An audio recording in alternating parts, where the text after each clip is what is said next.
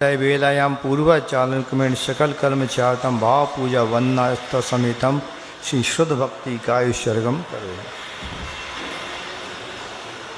तिहुवंतलेयम देवम वंदिता तिहुवनिंद परि पूज्यम बोचम मणुपेहाओ भावी जनानंद जननियो। बोलिए अहिंसा परमो धर्म की। देवाय देव श्री चिंतामणि पार्श्वनाथ भगवान की। आचार्य गुरुवर श्री कार्तिकेय स्वामी की। संत श्रोमणी आचार्य गुरुवर श्री विद्यासागर जी महामुनि राज की।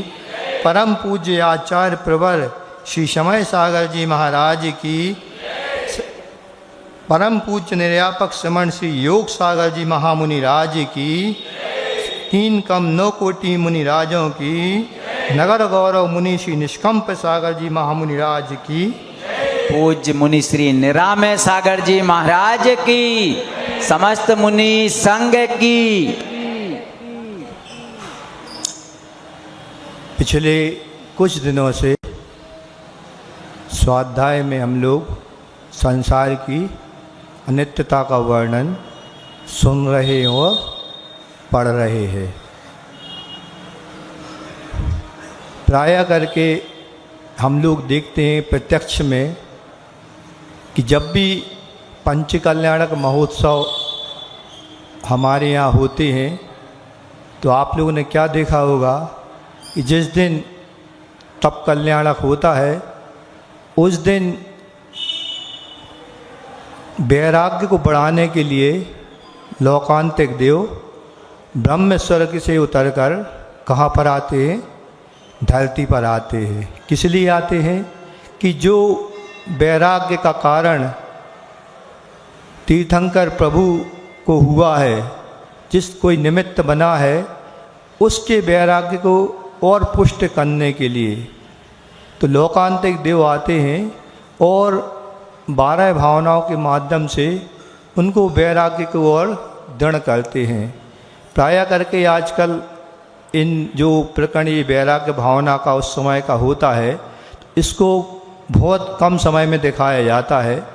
पहले बाकी के और उसमें जो कार्यक्रम रहते हैं पंचकल्याणक में उनको काफ़ी और कार्यक्रम को तो गौण रखा जाता था और वैराग्य पर जो दृश्य होता था इसको बड़ी अच्छे से मनाते थे, दिखाते थे।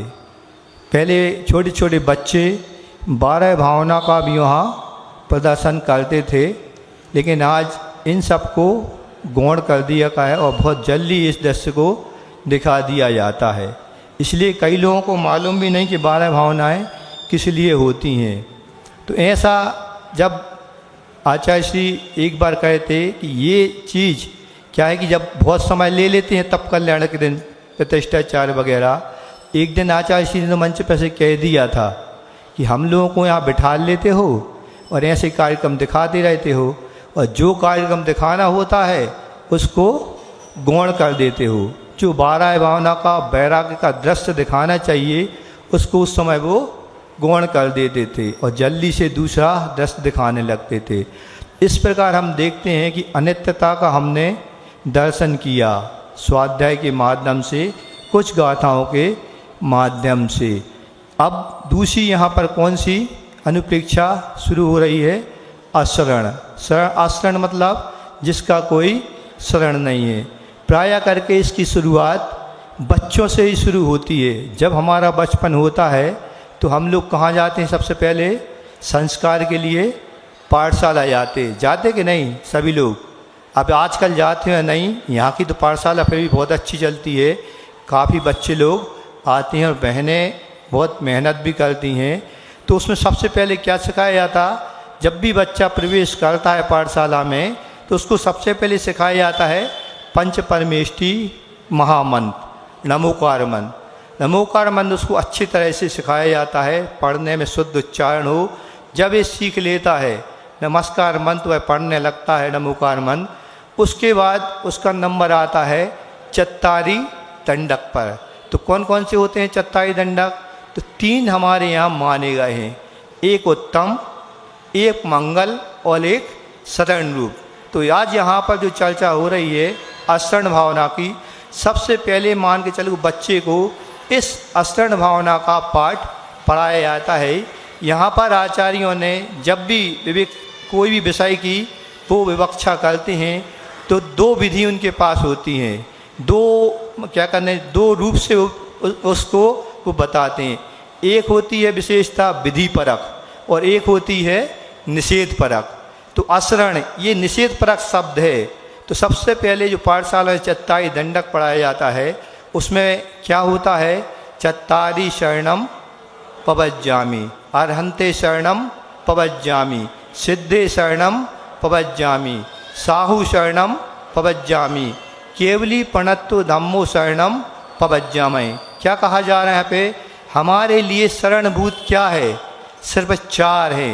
क्या, सिद्ध परमेष्टि हमारे लिए शरणभूत हैं और अरहंत परमेष्टि शरणभूत हैं और आचार्य साधु परमेष्टि शरणभूत हैं और हमारा जो धर्म है तीर्थंकर द्वारा बताया गया जो दिव्य ध्वनि में जो खिरा गया जो वाणी है वो हमारे कैसे हैं, शरणभूत हैं।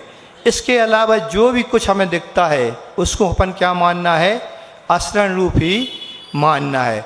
इस प्रकार ये भूमि का स्वरूप ये अशरण भावना है। एक बहुत अच्छी पंक्ति उसमें देखने में मिली थी कि सिर्फ हमारे जैनाचार्य इस भावना को नहीं बाते, इन भावनाओं को जैनेतर लोग भी जो विद्वान रहते हैं बहुत अच्छे से इनको वो लिखते हैं और बोलते भी हैं। हाँ, ये अब बात अलग है कि उनका नाम अपने इनके नामों से मेल नहीं खाता। एक कवि हुए हैं, उन्होंने बहुत अच्छी बात लिखी है। उन्होंने लिखा, उन्हें कामयाबी में सुकून नजर आया। उन्होंने लिखा, उन्हें कामयाबी में सुकून नजर आया तो वो भागते गए कामयाब होने के लिए। हमें सुकून में कामयाबी नजर आई तो हम ठहर गए। अब ये दो के बीच चर्चा है, एक सामने पर है और एक स्वयं हम भाग रहे हैं। तो दोनों, एक तो भाग रहा है कामयाब होने के लिए, जबकि सबको पता है कामयाबी भी कैसी है, क्षण भंगुर है, आज है कल नहीं है। आज कामयाब हैं तो कल अपन नाकामयाब भी हो सकते हैं। भागते हैं, आज का ज़माना क्या है, बच्चे लोग कहाँ जा रहे हैं, सिर्फ होड़ लगी हुई है कि हमें बस कामयाब होना है, लेकिन हमारे पैर कहाँ पर हैं, ज़मीन पर ना होकर आसमान को जा रहे हैं। नीचे की जब तक हम ज़मीन से जुड़े नहीं रहेंगे तो हमें कामयाबी मिलने वाली नहीं है। तो हम भागते जा रहे हैं और एक व्यक्ति हम खुद हैं जो सुकून मिल गया है, कामयाबी हमें मिल गई तो हम वहाँ पर ठहर गए हैं, भागते भागते ठहर गए। अब हमारी आत्मा की अंदर से आवाज़ आती है उस कवि के लिए जो लिख रहा है कि हे बसर नाम के वो कवि थे, तू इन ख्वाहिशों के पीछे क्यों भाग रहा है, इतना तो तुझे जीना भी नहीं है जितना तू मर रहा है। कितनी अच्छी बात कही है कि हम भागते तो हैं, हमारे आयु के निषेक प्रतिपल क्या हो रहे हैं, कम होते जा रहे हैं, नष्ट होते जा रहे हैं, फिर भी हमें होड़ लगी है कामयाब होने के लिए या कुछ पाने के लिए। आयु तो हमारी फिक्स है, जो लिख के आए, जो स्थिति हमने बांधी है उसके अनुसार ही हमें यहाँ पर फल प्राप्त मिलना है, उतनी आयु हमें यहाँ पर भोगना है। इसी प्रकार पूज्य क्षमा सागर जी महाराज ने जो हम लोग कहते हैं कि जी हमारे असरण हैं, जी हमें साथ देंगे, लेकिन जब मौका मिलता है हमारे प्राण अटके हों तब हमारी अंदर से आवाज़ आती है, हम बाहर से ही चले जाते, कोई हमें बचा ले। उस समय कोई भी हमारा साथ देने वाला नहीं होता। इन्हीं पंक्तियों को बहुत अच्छे से पूज्य क्षमा सागर जी महाराज ने लिखा है। उन्होंने क्या कहा, कितना ज़रूरी हो जाता है कभी कभी आदमी को यह भ्रम, ये सब भ्रम है जो हम जी रहे हैं कि ये हमारा भाई है, हमारे माता हैं, पिता है, सगे संबंधी हैं, ये सब भ्रम वाली बातें हैं। अनित्यता की अपन उसमें पढ़ के आई है कि हमारा कोई भी यहाँ कुछ भी नहीं है। तो कितना ज़रूरी हो जाता है कभी कभी आदमी को यह भ्रम कि कहीं कोई है जो उसके लिए मर सकता है और जी सकता है। लेकिन सच्चाई क्या है, सच्चाई तब भी वही रहती है कि आदमी अपने लिए जीता है और अपने लिए ही मरता है। क्यों? आगे गाथा में से पूरे कारण बताएंगे कि कौन हमारी शरण में है, कौन हमारी शरण में नहीं है।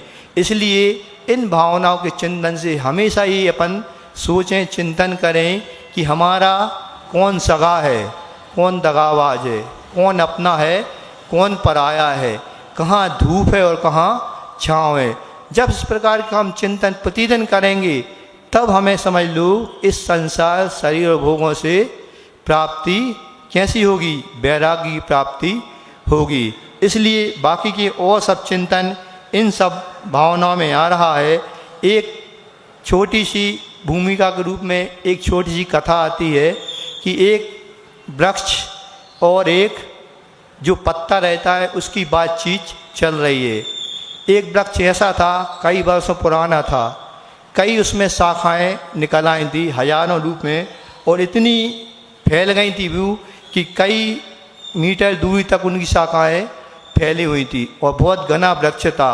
उसमें पत्ते आते थे और पतझड़ के समय झड़ करके नष्ट भी हो जाते, पुनः नए नए पत्ते आते थे और पुनः नष्ट हो जाते थे।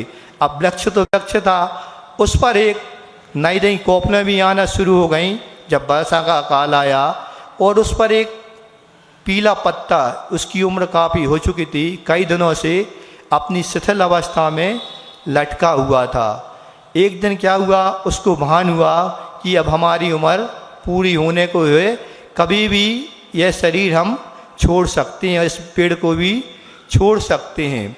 तो हमारी शरण, हमें शरण कौन देगा इस अवस्था में? नए नए पत्ते हैं, ये हमें कोई पूछता नहीं, हमारे साथ भी कोई उठता बैठता नहीं, ये उसकी सोच, ऐसे चिंतन चल रहा है। एक दिन होता क्या है, वास्तव में एक हवा का झोंका आता है। उस हवा के झोंकों के तो जो नए पत्ते रहते हैं वो तो अभी नए नए हैं, नए उम्र के हैं, उसकी हवा को वो सहन कर लेते हैं। लेकिन वह जो बूढ़ा पत्ता था, पीला पत्ता था, उस हवा को सहन नहीं कर पाता और वृक्ष से, उस शाखा से अलग हो जाता है। जैसे ही वह उस शाखा से अलग होता है और मंद मंद हवा उस समय चलते हो, धीरे धीरे वह नीचे आने को होता है। तो उस जो नए कोपले, जो नए पत्ते थे, उसको देखकर हंसने लगते हैं। ये वार्तालाप है पत्तों के बीच में, उसको देखकर हंसने लगते हैं और बोलने लगते हैं कि अरे बाबा, वृद्ध बाबा, आपकी दशा क्या हुई? आप तो गिरने को हो गए, कहाँ जा रहे हो, कुछ हमें भी तो बताइए। इस प्रकार उसकी हंसी करने लगते हैं। कुछ नहीं, वो बूढ़ा पत्ता नीचे आते आते धीरे से आ रहा है और ये सब बातें सुनकर मंद मंद मुस्कान दे देता है और कुछ सोचकर धीरे से कहने लगता है, सुनो नई कोपलो, ऐसे ही मैं भी कभी तुम्हारी तरह बूढ़े पत्तों पर हंसता था। क्या करता था? हंसता था, हंसी मजाक उड़ाता था। मैंने भी कभी उनसे ये नहीं पूछा कि बाबा आप कैसे हो, आपको भूख लगी है, प्यास लगी है, आप सूख रहे हो, आपको पानी मिला कि नहीं मिला।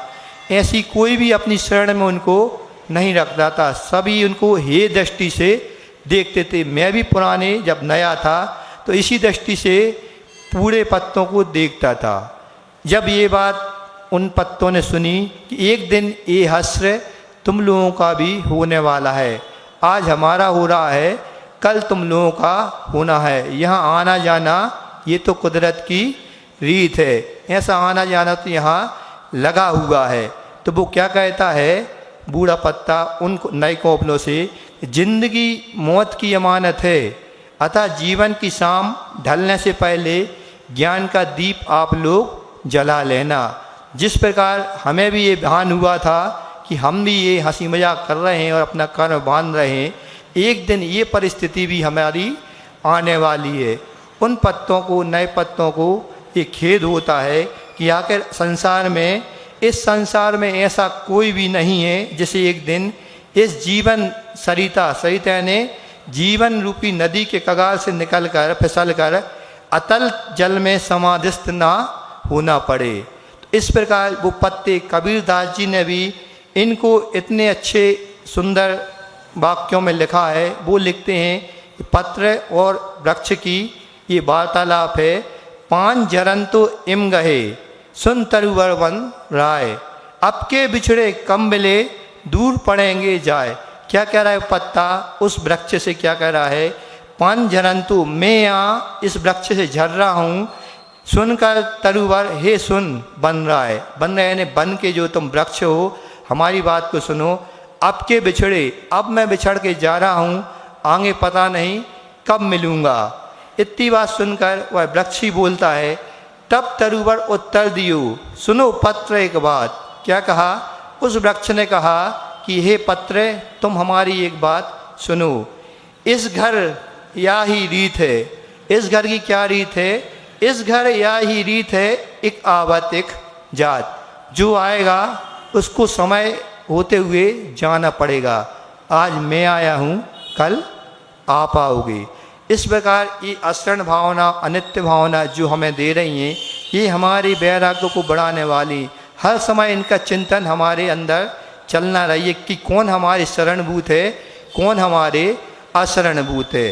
तो पहली ये अपन उसको लेते हैं, अशरण भावना में पहली गाता है, उच्चारण करते हैं, तथ्य भवे किम शरणम जत्य सुरेंदान दीशदे बिलो हरिहर बम्बा दिया कालेणिया कबलिया जथ।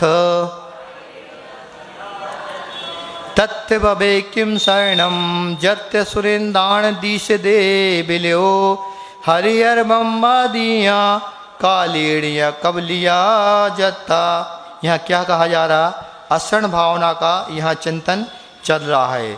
तथ्य भवे किम शरणम, तथ्य भवे किम शरणम, इस संसार में शरणभूत क्या है।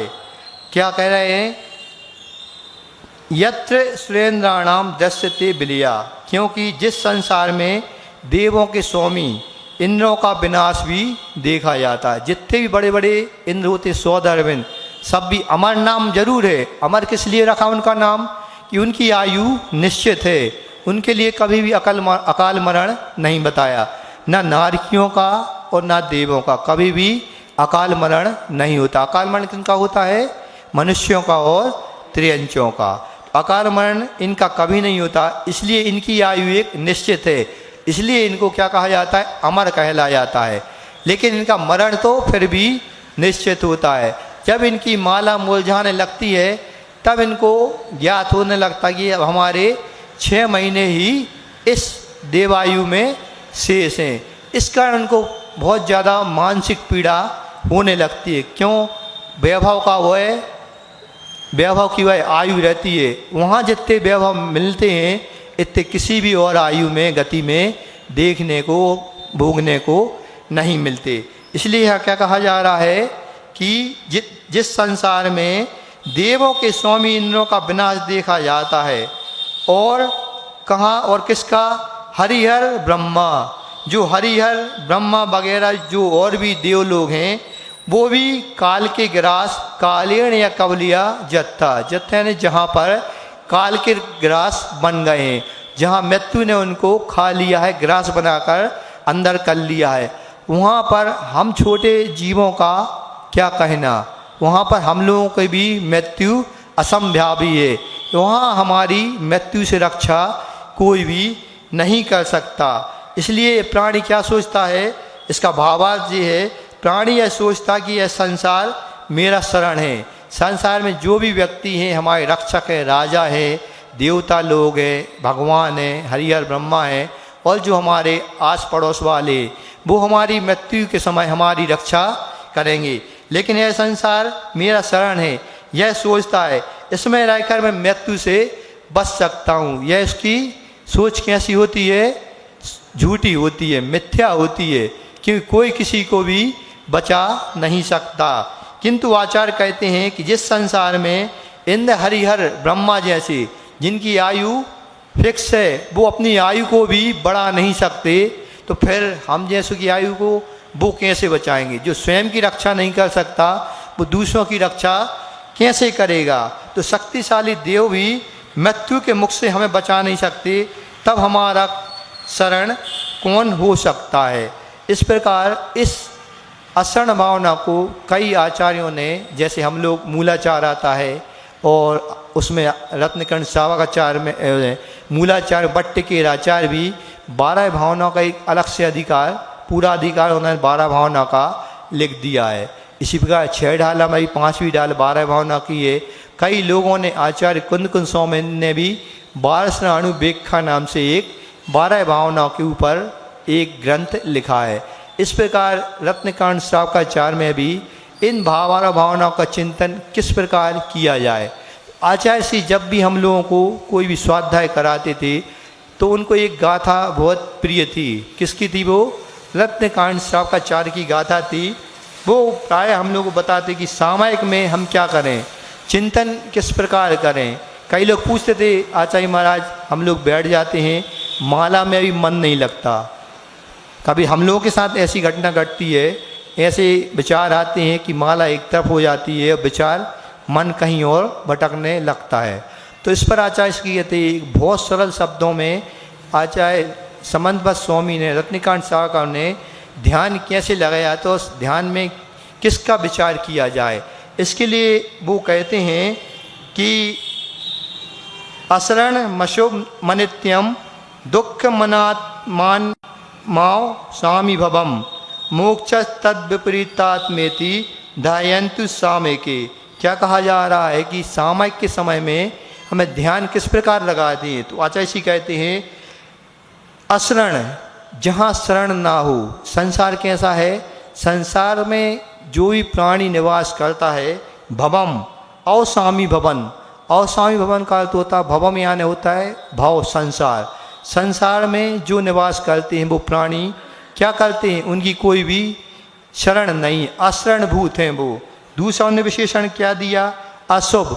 वहाँ जितने भी कार्य होते हैं वो अशुभ प्रकृति के होते हैं। अशुभ कार्य अपन को देखने में आता है कि अपन को जो भी कार्य दिखते हैं वो शुभ हैं, लेकिन कोई भी कार्य होता है तो वो हमेशा बंद कराने वाला है। पंचम काल है, पंचम काल में अधिकतम कार्य कैसे होंगे?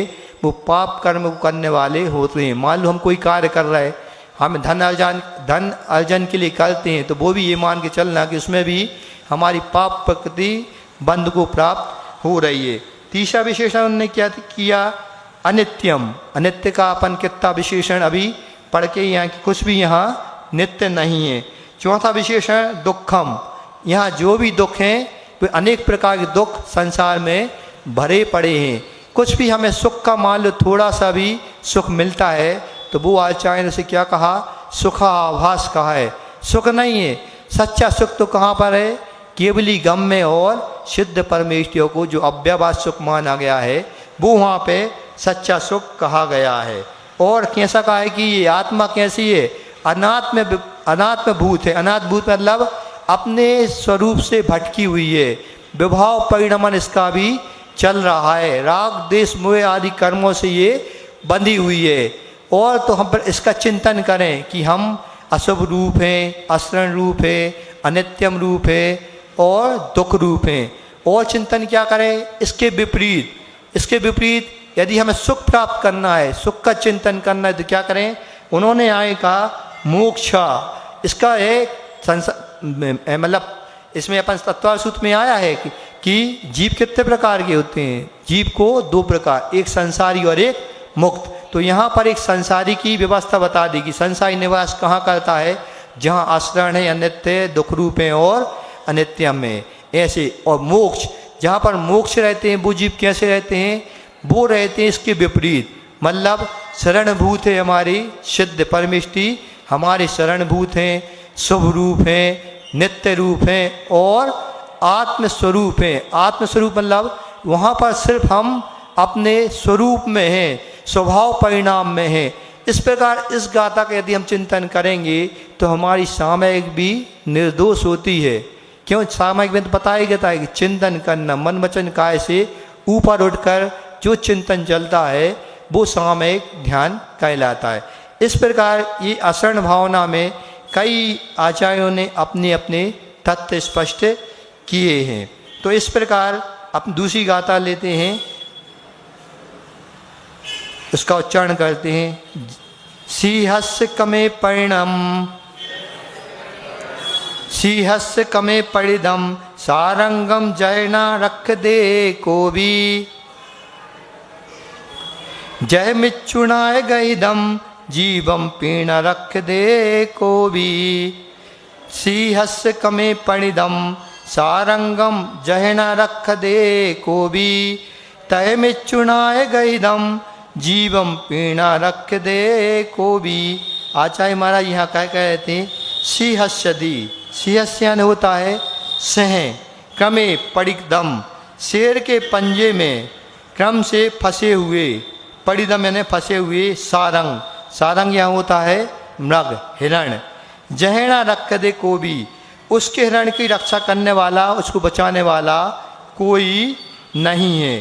तय जब मिच्छुनाय गहिदम, वैसे ही मिच्छुना यानी मृत्यु के मुख में पड़े हुए जीव की रक्षा कौन करेगा?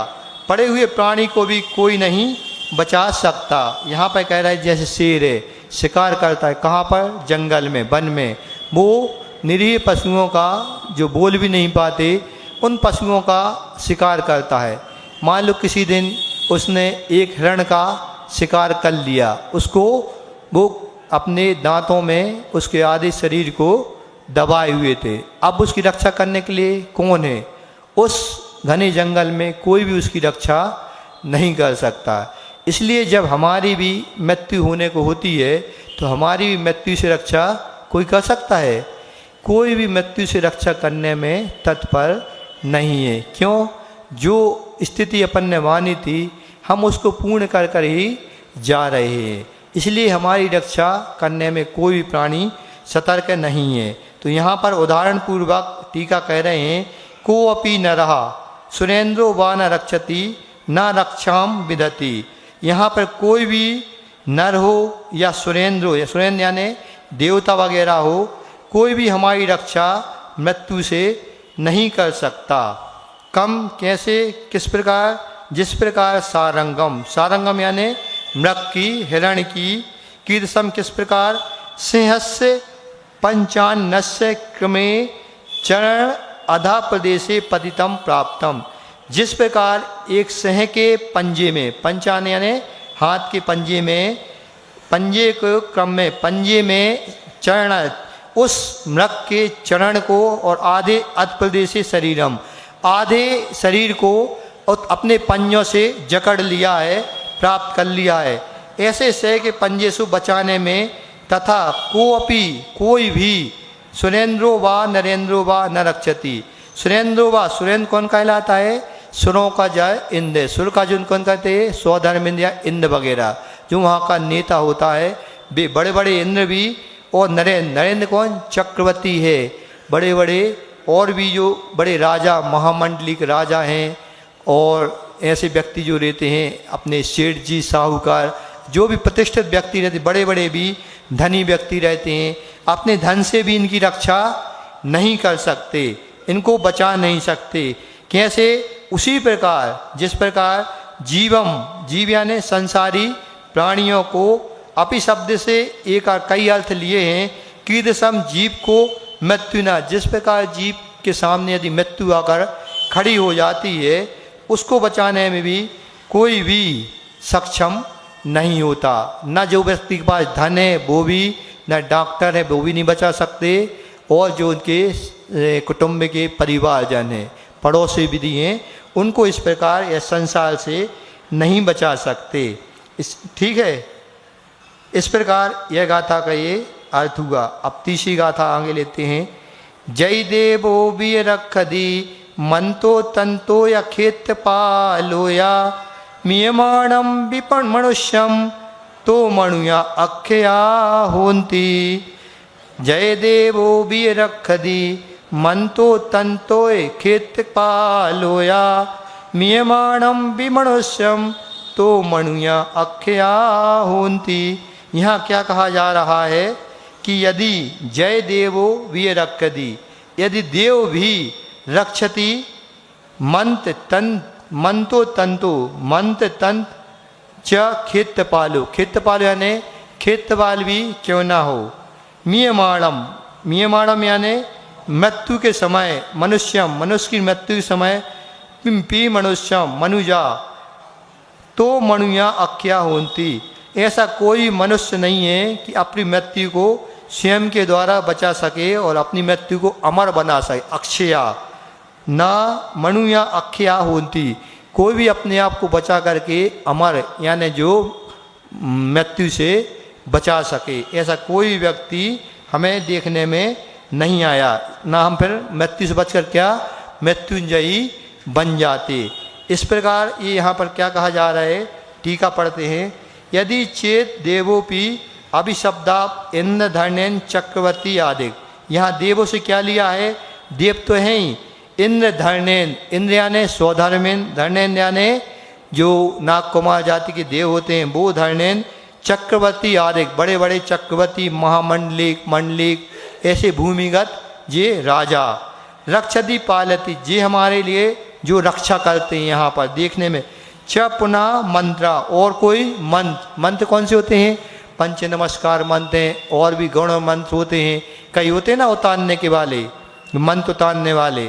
ऐसे मृत्युंजयी, मृत्यु को जीतने वाले मृत्युंजयी मंत्र हैं।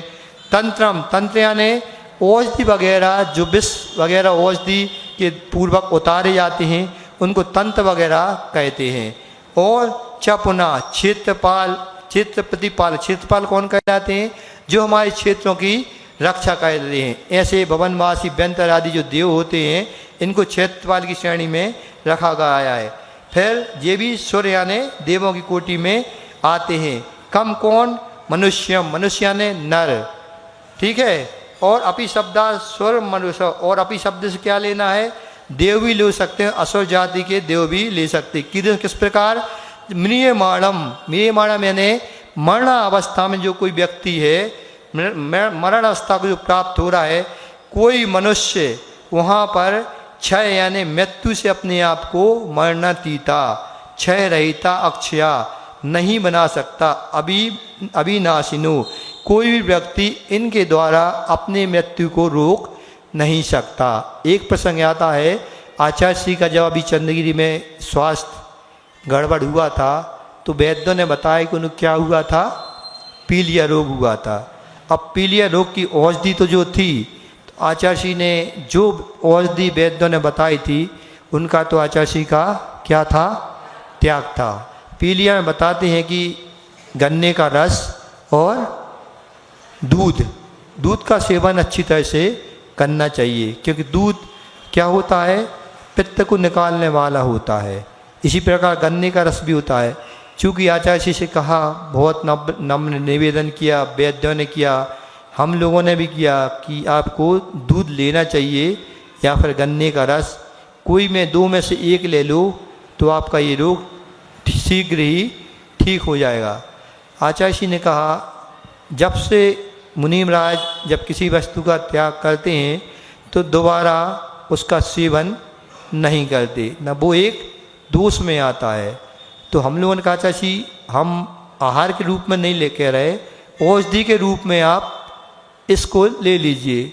उन्होंने स्पष्ट मना किया कि देखो, संलेखना के काल के समय जब व्यक्ति कोई रोग होता है उस समय इन चीज़ों का त्याग किया जाता है, और आप लोग हमसे लेने की कह रहे हैं, कैसी व्यवस्था बनेगी।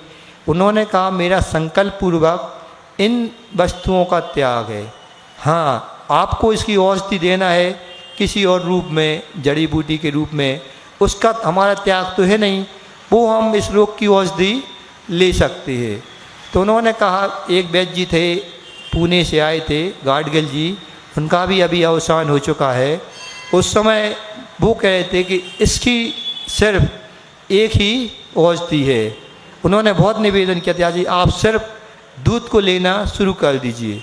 आचार्य जी ने विकल्प के रूप में उनने कई प्रकार के दूध, जैसे नारियल का जो सूखा रहता है उसका भी दूध निकलता है, और जौ का भी दूध निकलता है, ज्वार का भी दूध निकलता है। इस प्रकार उन्होंने कई प्रकार के विकल्प आचार्य जी ने उनको बता दिए। उनने अपना माथा पकड़ा कि आचार्य जी, जो तत्व दूध में है वो तत्व इन दूधों में किसी में भी नहीं है। आचार्य जी ने स्पष्ट मना कर दिया कि क्या कहते हैं, वो प्रायः ये वाली लाइन जो आती ना 12 भावना में, मंत्र मणि मंत्र तंत्र बहु हुए, मल ते न बचावे कोई, ये गाथा ये लाइन उनने उनको सुना दी वैद्य जी को। आप कितना भी कर लो, औषधि सेवन करवा दो। और हम लोग क्या करते थे, कई लोग आते थे, कई आर्य का संघ से कई लोग आते थे, भेजते थे मुनिराज जो बाहर थे कि पी लिया, कहते हैं कि उतारने से उतर जाता है। ऐसा होता है, हमने भी देखा है कई लोग कि ऐसे उनको मंथन सिद्ध होते हैं कि पी लिया रोग ऐसे उतार दो तो उतर जाता है, दूर भग जाता है। आचार्य श्री से हमने उसकी परमिशन ले ली। आचार्य श्री कह ले बाहरी ये चिकित्सा है, मुझे करवाने में कोई भी समस्या नहीं है। उनने 1-2 बार ऐसा करवाया लेकिन उसका फ़ायदा कुछ भी नहीं हुआ। एक बार उनने करवा लिया, बस दोबारा फिर लोग गए कि अच्छे बड़े बड़े ये वैद्य जी हैं जी, अच्छे से पी लिया उतार देंगे। दोबारा उनने यही लाइन बोल दी, मणि मंत्र तंत्र बहु होए, मल ते न बचावे कोई। इस प्रकार आचार्य श्री की जो दृढ़ संकल्प शक्ति थी वो अटूट थी। एक बार उनने जो भी संकल्प ले लिया फिर उनने दोबारा उसको लेना स्वीकार नहीं किया। इसी प्रकार ये गाथाएं बता रहे कि कोई मंत्र कितना बड़ा कोई भी मंत्र का सिद्ध काल क्यों ना आ जाए, हमारी यदि मृत्यु निकट है तो उसे कोई भी नहीं बचा सकता और हम अपनी मृत्यु को अजर अमर नहीं बना सकते कि और ना ही बढ़ा सकते। हाँ, घटा तो सकते, घटा दे कैसे हैं, मान लो अकाल मरण है, उसके कारण हमारी आयु घट तो सकती है, इसकी गाथा भी आगे आएगी, अभी बता दे रहा है, उसकी आयु हमारी घट तो सकती है लेकिन कभी भी बढ़ नहीं सकती। तो ये गाथा का यही सार है कि मनुष्य यदि मरते हुए भी मनुष्य अपनी ओर अपने प्रियजनों की रक्षा के लिए भी यदि देवी देवताओं की वो करते हैं, क्या करते हैं, मनोत, यानी इसमें सबसे बड़ी क्या व्यवस्था आजकल देखने में आती है, ये मणि मंत्र तंत्र बहु हुई, इसका अर्थ क्या है, हम लोग आजकल कहाँ जाने वाले, घोर मिथ्यात्व की ओर जाने लगे। कोई भी हमारे यहाँ बीमार होता है या किसी को रोग हो जाता है तो हम पंच परमेष्ठी शरण में ना जाकर कहाँ, देवी देवताओं की शरण में पहुँच जाते हैं। जबकि क्या कहा जा रहा है कि मरते न बचावे कोई। इसलिए बहुत सोच समझ के, क्योंकि इनका बंध बहुत घातक होता है, यदि हम दूसरों का मिथ्यात्व की ओर मुड़ेंगे तो वे हमारे लिए आगे चल के बहुत घातक सिद्ध होते हैं। कई प्रकार के जाते ना, कई जगह सिद्धि होती है, जी वहाँ चले गए, जी वहाँ चले गए, सामने अपने इतने अच्छे पंच परमेष्ठी तीर्थंकर भगवान अरहंत परमेष्ठी बैठे हैं। सच्चे मन से यदि इनके सामने ही हम प्रार्थना करें, अपनी भावना रखें तो वो आपकी जरूर फलीभूत होती थी। कई लोग ऐसे आचार्य के सामने आते थे, आप लोगों ने भी कई बार देखा होगा, अपने कोई भी संबंधी हो या घर के कुटुंब के भी, किसी को भी बड़ा रोग हो गया, जब पहले तो जाएंगे डॉक्टरों के पास, वैद्यों के पास, जब समय निकल जाता है उसके बाद कहाँ पहुँचते थे, आचार्य श्री के पास पहुँचते थे कि आचार्य श्री इनको आशीर्वाद दे दीजिए। आचार्य श्री भी कभी इसमें कमी नहीं करते थे, प्रमाद नहीं करते थे कि इतने दूर से व्यक्ति आया है, हमारे कारण कम से कम इसमें इसका भी धर्म ज्ञान हो जाए और कुछ अच्छे परिणाम इसके अंतिम समय में आ जाए। तो वो क्या करते थे, उनको बुलाते थे बढ़िया, अलग से हम लोग उनकी व्यवस्था बनाए थे कि कोई भीड़ यदि है, अब आचार्य श्री का मूड भी देखना होता था, आचार्य श्री स्वस्थ हैं अस्वस्थ हैं, उनका मूड है, कोई चिंतन चल रहा है, सब व्यवस्था देख करके ये सब व्यवस्था हम लोग करते थे।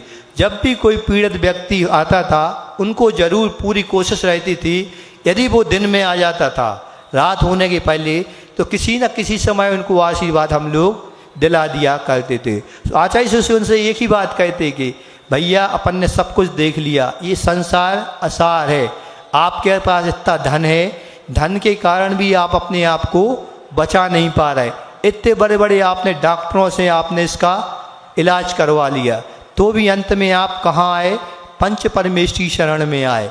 हमसे बड़े अरहंत परमेष्ठी बैठे, उनका प्रतिदिन आपको चिंतन मनन करना है, उन्हीं की शरण में हमें जाना है। ये नहीं सोचना कि अब हमारा कोई नहीं है, अब आपकी शरणभूत वो है। और वो क्या करते थे आज ऐसी, उस व्यक्ति का रात्रि भोजन में 4 प्रकार के आहार का त्याग करवा देते थे। ये आचार्य श्री की उस व्यक्ति के लिए सबसे बड़ी औषधि होती थी। क्यों? जब चारों प्रकार की रात्रि में त्याग कर दिया, अब वो एक प्रकार से अणुव्रति का धारक बन गया। उसने अणुव्रत को धारण कर लिया।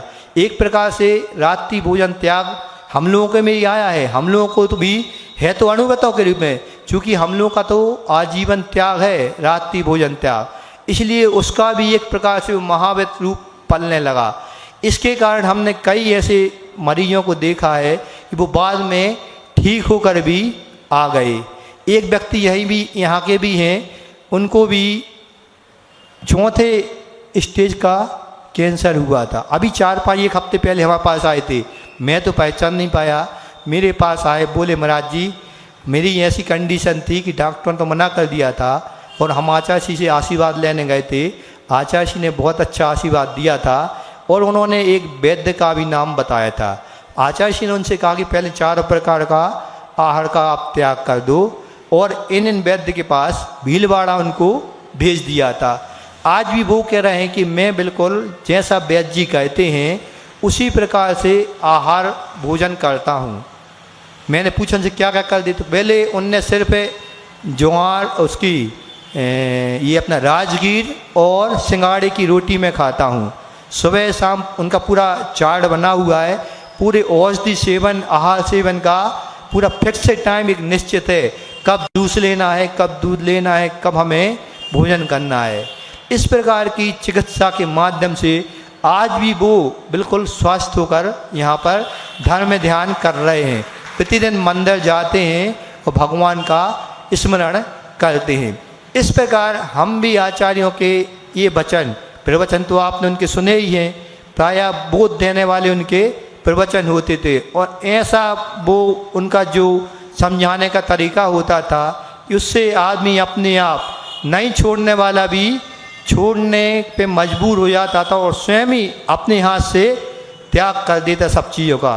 इस प्रकार ये हमारी भावनाएं इतना अपने चिंतन को बढ़ाने वाली है कि हमारे बड़े बड़े से रोग भी ठीक हो जाते हैं। समय आपका हो रहा है, चूँकि कई लोग आते हैं पूछते हैं कि आचार्य महाराज का एक संस्मरण आप सुनाइए।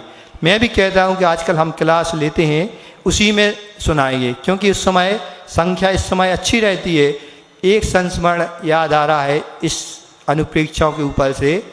हम लोग विहार करते करते जब नेमावर पंच कल्याणक महोत्सव से चतुर्मास के लिए दयोदय जबलपुर के लिए जा रहे थे, तो हम लोग सब महाराज जी का संग बन गया था। हम लोग सिर्फ 4 महाराज जी आचार्य महाराज जी के साथ वहाँ से विहार कर रहे थे नेमावर से जबलपुर के लिए। आचार्य श्री पूज्य मुनिवर निरोग सागर जी, मैं निस्सिम सागर जी और शीतल सागर जी, 4 महाराज जी थे। उसके साथ पूज्य बड़े महाराज जी भी थे, मुनिषी योग सागर जी। इनको जाना था कुंडलपुर चतुर्मास के लिए। तो आचार्य श्री कहते हैं कि आप भी हमारे साथ रास्ते तक चलिए, जहाँ आपका रास्ता आएगा टर्न होने का, वहाँ से आप अलग हो जाइए।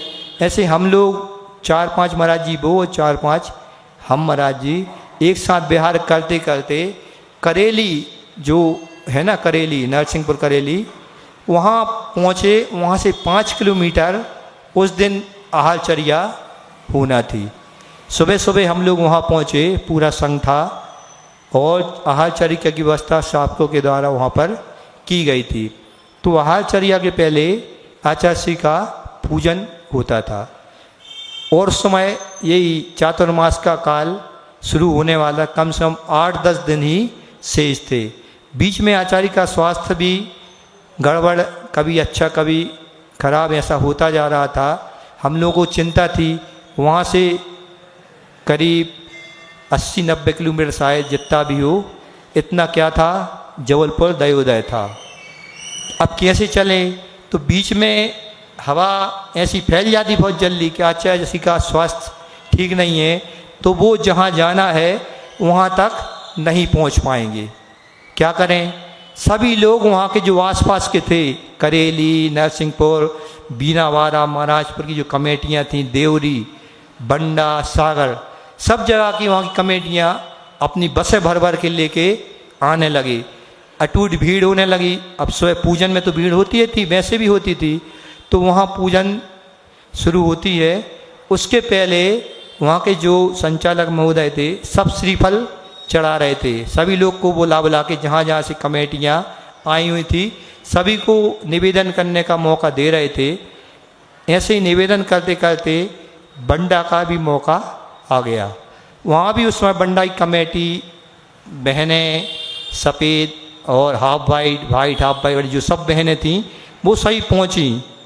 तो सुनना उन्होंने आचार्य जी से निवेदन किया, आचार्य जी हम सभी की तीव्र भावना है कि आपका चतुर्मास बंडा नगर में हो, कभी हुआ भी नहीं पहले, और उस समय कम से कम 2002 के बाद से आचार्य जी का कभी वहाँ बंडा में पदार्पण भी नहीं हुआ था। सभी लोग वहाँ के जन समुदाय प्यासे हैं। इस प्रकार उन्होंने कहा कि हम लोगों की तीव्र भावना है और आप बंडा नगर में चतुर्मास करिए, आपकी पूरी वहाँ पर व्यवस्था आपकी अनुकूलता रहेगी, आपका देखा हुआ है, जाना हुआ है। कुछ नहीं, आचार्य से इस प्रकार सभी की भावनाएं सुनते रहे। पूजन हो गई और पूजन के बाद आचार्य जी का प्रवचन फिर शुरू होता है। अब देखो उनके कैसे उनको समझाने की तुष्टिकरण उनकी नीति रहती है, संतुष्ट कैसे करते हैं व्यक्ति को। तो उन्होंने कहा, अपने इन शब्दों से उन्होंने अपना प्रवचन शुरू किया, आप लोगों ने सभी ने बहुत अच्छी भावना रखी और भावना भाव, भावना भाई, भावना भावनाशिनी होती हैं। क्या कहा? भावना भावनाशिनी होती हैं। ये अपने इन संसार जो भाव है, जो अपना परिभ्रमण चल रहा है इन भावों में, इनका नाश करने के लिए ये भावनाएं अति उत्तम होती हैं। तो उन्होंने फिर सीधा नाम लेके कहा, बंडा के नगर के जो श्रावक आए इन्होंने अपनी तीव्र भावनाएं रखी, मैंने उनकी भावनाएं सुनी भी, लेकिन इनको ज्ञात होना चाहिए कि बंडा नगर में, अब बाजू में निरोग सागर जी बैठे थे, निस्सीम सागर जी बैठे, मैं भी बैठा था, तो हम लोगों की साइड देखते हुए कहते हैं, देखो बंडा में हमेशा भावनाएं भाती रहती हैं। किस प्रकार की भावनाएं? वहाँ पर 12 भावनाएं, मेरी भावनाएं, षोडश कारस भावनाएं, वैराग्य भावनाएं, ये तो हमेशा चलती रहती हैं। इसीलिए उनका फल क्या होता? तभी तो ऐसे रत्नात्रधारी मुनिराज और आरिकाएँ, एलक, छुल्लक, बती, बहनें और भाई लोग वहाँ से निकलते निकलते रहते हैं। देव लोग आते हैं ना, किस लिए आते देव लोग? देव लोग आते हैं, जो पहले बताए ना कि वो 12 भावनाओं का चिंतन करते हैं, वहाँ बताते हैं, तब तो वहाँ का वैराग दृढ़ होता है। इसी प्रकार बंडा नगर में भी यहाँ के जो मुनिराज निकलते हैं, आरिका निकलते हैं, इनका वैराग इन भावनाओं के माध्यम से इतना दृढ़ होता जाता है, इतना दृढ़ होता जाता है कि आगे भी इस प्रकार आप इन भावनाओं को भाते रहिए और अपने वैराग्य को भी दृढ़ बनाते रहिए। इस प्रकार आचार्य जी ने उनको इस प्रकार अपनी वचन शैली से संतुष्ट कर दिया। तो मेरा कहना है कि आचार्य से भी इन भावनाओं को, अनुप्रेक्षाओं को विशेष महत्व दे देते। किस लिए? वैराग्य बढ़ाने के लिए। जब हम इनका चिंतन करेंगे तब तो हमें संसार कैसा लगेगा? आसान लगेगा। फिर भी अब आगे की भावनाएं, अपना समय चूँकि हो गया है, इतना ही रखते हैं। आज बहुत से महाराज जियों की पारना भी होना है, समय भी आपका काफ़ी हो गया है। बोली अहिंसा परमो धर्म की, बोधि समाधि परिणाम शुद्धि, स्वात्मोपलब्धि शिव शौक सिद्धि, चिंतामणिम चिंतित वस्तुदाने, तौम वंदे मानस ममास्तु देवी।